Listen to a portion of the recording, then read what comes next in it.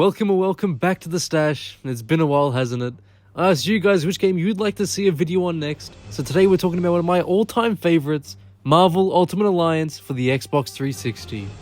This game has a very special place in my heart. It brings me back to such a simpler time in the Marvel universe. I mean, stuff like the X-Men and Fantastic Four being in the same room together now, it feels so rare. But in this game, you got Spider-Woman interacting with Daredevil, Moon Knight in the Sanctum Sanctorum, Iron Man interacting with Reed Richards. Not only that, but this game has nearly every character you can think of, but they also all look and act how they're supposed to. Damn, this must be jarring for modern fans. I bet most people now don't even know that Nick Fury looked like this before the early 2000s. This game features an original story. We follow the heroes of the Marvel Universe join forces to defeat Doctor Doom and his Masters of Evil for global domination. In Act 1, the game starts with Doctor Doom having recently formed the new Masters of Evil. The new Evil Alliance attacks the SHIELD helicarrier.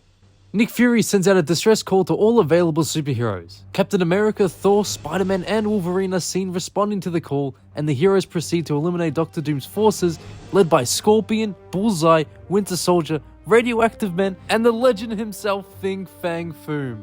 I mean, right off the bat, this game shows us it's not messing around, and not afraid to delve deep into the Marvel Universe. After a few missions, we head into Act 2. Due to Loki's involvement at the induction of Nightcrawler and Jean Grey while the heroes were finding the Mandarin, the heroes move from Stark Tower to Doctor Strange's Sanctum Sanctorum. The team learns that Professor Xavier has found Nightcrawler in Castle Doom, but while trying to transport, the heroes are sent to Murderworld due to the spell cast by Baron Mordo.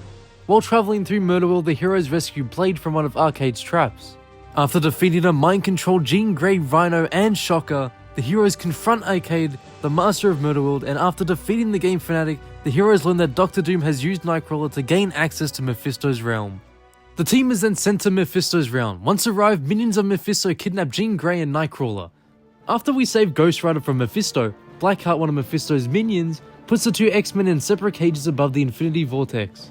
You are then forced to choose whether to save Nightcrawler or Jean Grey. Later, we gain residual astral energy to bring back whoever fell from the Infinity Vortex. Once the heroes solve the puzzle and bring back their friend, Mephisto reveals that what they brought back was actually a copy of their fallen hero. You then fight both Mephisto and the copy. After the fight, the copy sacrifices its remaining energy to save the heroes. Also, depending on who you choose can destroy the entire world later on, but who cares about that. Proceeding to Act 3, Doctor Doom uses a super soldier serum stolen from the Omega base to create a massive army of super soldiers to attack Asgard and imprison the Asgardian gods. The heroes are called in to help free Asgard, and the team goes to the Bifrost Bridge to defeat the Wrecking Crew so that Bifrost Bridge can be opened to allow the reinforcements on Midgard to arrive. Later, the heroes head to Niflheim and defeat Cruz and Ulik, and the Twilight Sword is found to be shattered. Later revealed by Sif, it was so that Odin's power could be stolen. After a battle with Baron Mordo and Ultron, the heroes face off against Loki. Later, Loki takes control of the Destroyer armor, and after defeating Loki, Doctor Doom appears and reveals that he has stolen Odin's power. He uses it to try and kill the heroes, or so it seems. Uatu saves them and transports them to Atalans, the base of the Inhumans on the moon. Uatu the Watcher reveals the only way to beat Doctor Doom is to find the Macran Crystal and to steal the moronic Inducer from Galactus, who is currently attacking the Skrull homeworld. Now, the ending to Act 3 was probably one of my favorite endings of all the acts. That initial fear of Doctor Doom gaining this incredible power was something that was just such a joy to sort of witness. You sort of feel the situation change deeply, and then to be saved by Uatu the Watcher last second, I honestly got so excited to see that this game is just going into nearly every character you could think of. And thus we move into Act 4. After retrieving the crystal, we travel to the Skrull homeworld, and this is easily my favorite mission.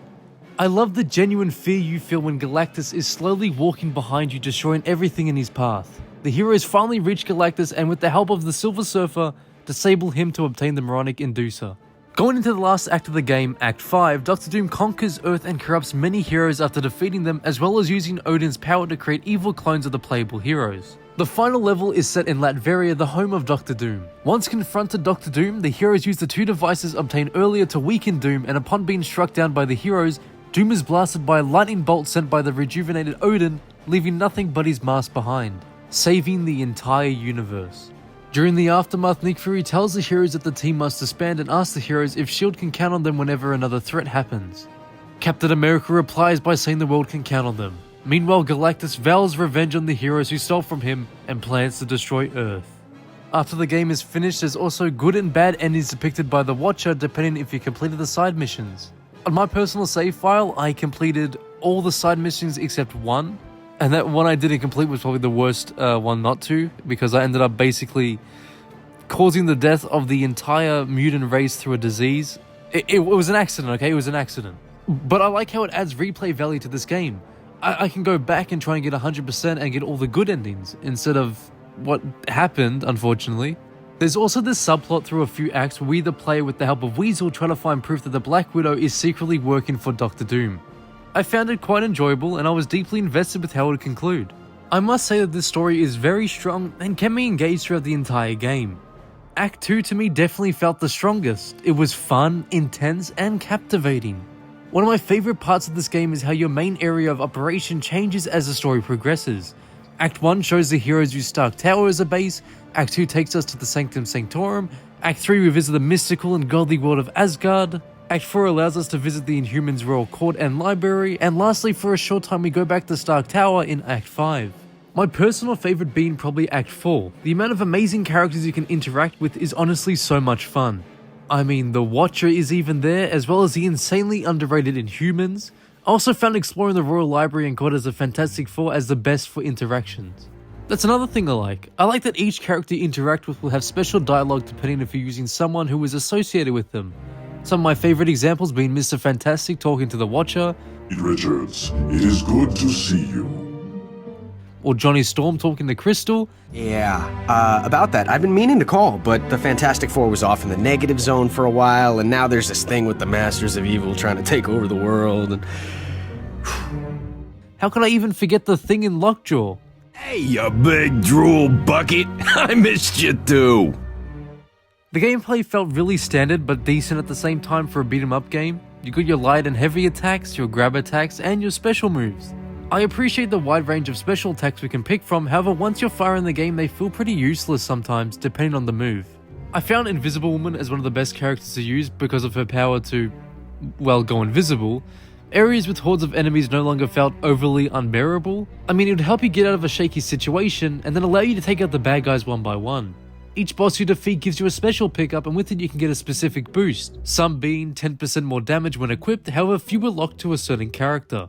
I do like that each one you pick up has a cool name which is a reference to something, or in some cases, it'd feel like you're even taking something directly from the villain you just beat. For example, the Armor of Galactus. I don't know, it just made beating a villain even more exciting just because you can see what new cool power-up you're going to get, and if it's going to be something related to the person that you just smacked around. The upgrades in this game are simple enough and do help massively when purchased. I mean, that's all you can ask for, really. I'm sick to death of how the modern game now has this complicated skill tree with 1,000 upgrades that feel like they do nothing. So it felt refreshing to go back to a more simpler upgrade system. This game nailed the additional costumes. I love switching all the characters to the classic outfits because it further pushes that classic Marvel feel the game already has. But another thing I like about the suits in this game is that there's something for everyone. Therefore it can be more special and make your world feel unique to you. I personally love Thor's classic costume, the FF outfits of the 60s, Black Suit Spidey, and many more. However, I'm still trying to figure out the difference between Silver Surfer's costumes. The cutscenes in this game feel more like a movie, with stunning visuals and brilliant voice acting. The graphics in general are still pretty solid depending on what platform you're using, and the character models do a pretty good job in capturing the look of the character. And speaking of voice acting, this game did something that is so rare nowadays, but something that's so welcome. They decided to host a competition where you send a tape of yourself reading lines, and whoever wins gets to have a small role in the game. I love that. It's great when the company gives back to the loyal fans. Not only that, but it would be able to make a certain fan's dream come true of appearing in a big Marvel project and give them something to remember. I wish more games did this. It gives us the fans an outlet to express our love and passion for comics with the chance of a lifetime. Another thing I like is that even if you don't know anything about the Marvel Universe, this is the game for you. Through conversations you gain plenty of knowledge about the world around you, and even if you're confident enough, there's quizzes you can take so you can test your knowledge to gain XP. Overall, I simply love this game. In a time where comics are in this weird status of limbo, it was nice and relaxing to visit this classic, helping me remind myself why I fell in love with this wonderful world of characters in the first place. This game proudly dives deep into the Marvel Universe with a fun and engaging story showing why it is the perfect Marvel game. But that is it for today. If you have enjoyed, please like, comment, and subscribe if you haven't already, because any support means so much, and we're trying to hit 400 subscribers before the end of the month. I know we can do it. I hope you guys enjoyed this long-awaited video. Please let me know what you guys think of Marvel Ultimate Alliance down below. It would be interesting to see what you guys think. With that being said, thank you guys for watching, and see you in the next one.